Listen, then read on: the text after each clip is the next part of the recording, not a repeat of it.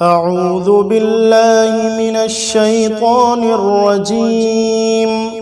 بسم الله الرحمن الرحيم.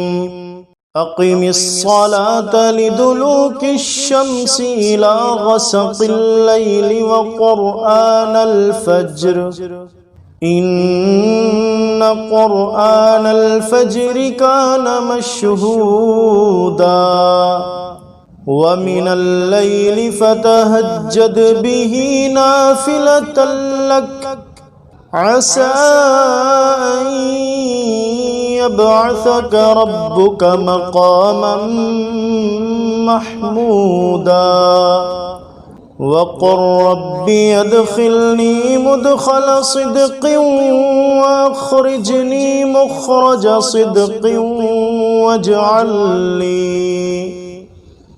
واجعل لي من لدنك سلطانا نصيرا وقل جاء الحق وزهق الباطل إن الباطل كان زهوقا وننزل من القرآن ما هو شفاء ورحمة للمؤمنين ولا يزيد الظالمين إلا خسارا